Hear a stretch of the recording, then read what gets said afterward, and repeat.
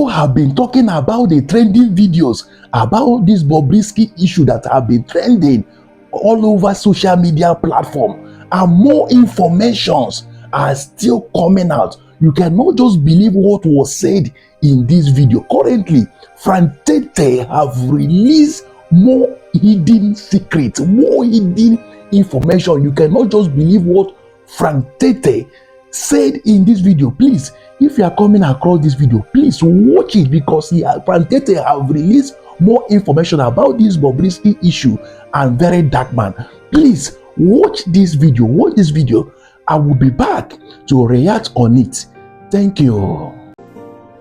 Well, joining me now to discuss or probe further into the alleged confession of bribery by Idris Okuneye, also known as Bobrisky, against some immigration EFCC officials, is legal practitioner Frank Tiete, and a RISE analyst. Thank you very much for joining us. So quite a number of cases, issues involved in this particular matter. Let's take it one by one. What is the most fundamental issue at play here? Is it a case of defamation, or what exactly? The issue of bribery and all of that? I think it's a case of national self-deception, where a minister will pretend that he didn't know that this has been the description of the situation in Nigerian correctional centers, Nigerian prisons. Or does he think that it is by swearing to God that people will believe him? Nigerians believe that big men, whenever they are sentenced, don't go to prison, and that they have special treatments. Two major pointers to this. Right. Apart from the investigative journalistic work of Fisayo Sowambo, who actually, I think he should be an international and national award-winning journalist for that kind of, undercover, investigative journalism he did, by pretending to be a criminal who was arrested and then he went to prison, and then thereby exposing, documenting and exposing the horrendous state of our criminal justice system, and we pretended that it didn't exist, and that was in 2019. To date, we didn't do anything, and then we have a minister who wants to say that it is now he wants to wake up because a very dark man, somebody doing one kind of skit or one kind of revelation to get some kind of followership and traction. He's now the one revealing the things that would now make us as a country to now do what we call national prison reforms. We are a bunch of jokers, and the minister should wake up. If the minister had suspended the Comptroller General of the Nigerian Correctional Service, we will know that he's serious.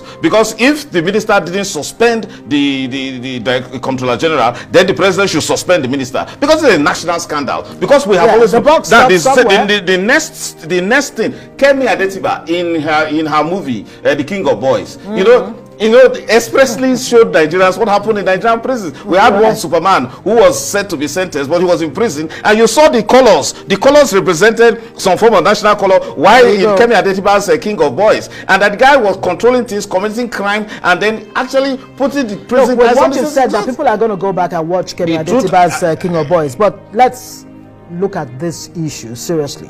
So, in this Bobrisky situation, it's not the first time that's happening. No, it's a normal thing. Let's agree first of all, it's a normal thing, and the minister should first of all acknowledge that it's normal. Hold on. On the morning show today, we had, two experts, trying to make a case for the need to have certain categories for persons of interest in a situation where you want to secure their personal, safety and the security of the prison facility itself.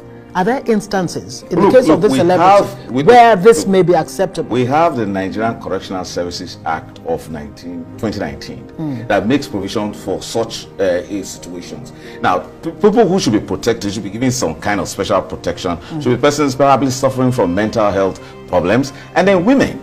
Now, apart from that, all other inmates are supposed to be equal. Now, where you have a man who is a cross-dresser, who has presented himself as a woman over the years, and he's come to be accepted as a woman, is even referred to as a she. Do you put him in a prison where, or a holding facility where men when Bobrisky Idris Okuneye was taken to the Correctional Service Center, the first thing they did was to determine his sexuality, right, and then they stripped him and checked him. His gender. His gender, I would say. Right. He says, not thank you his for sexuality. that. And then he was checked, right? Yeah. Now the problem is this: is the solicitation for bribe in order to be given some kind of VIP treatment, which is the normal process that we experience. I've seen an officer of the National Correctional Service Center being beaten up by an officer of the DSS in court. The reason he was doing that is because the National Correctional Service officer was very excited when a VIP was being sentenced, so he was racing to go and get him. The idea is that they know among themselves that look, it is a big fish. You know, when you get a VIP, when you get a celebrity like Bobrisky coming to prison or whatever, and then you negotiate how to give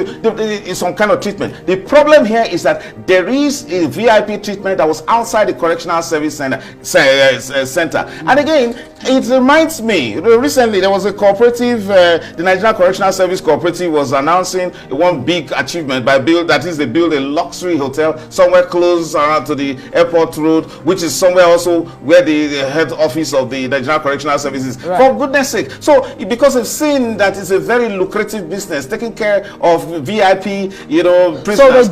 So they do make provision for certain no, not at all. There is a level of equality. But again, I agree there is some measure of discretion on the part of the person who is managing the prison as to give certain protection to people. Who are those persons to be protected? Are those persons, do you ask the person to pay 15 million naira so that they can get special protection? Allegedly. And then, allegedly. For goodness sake, that is what has triggered this investigation. Now let's look at the issue of defamation, because we don't have that much time. The issue of defamation, when a person in a conversation that they believe is a private conversation that they're having with another person, right?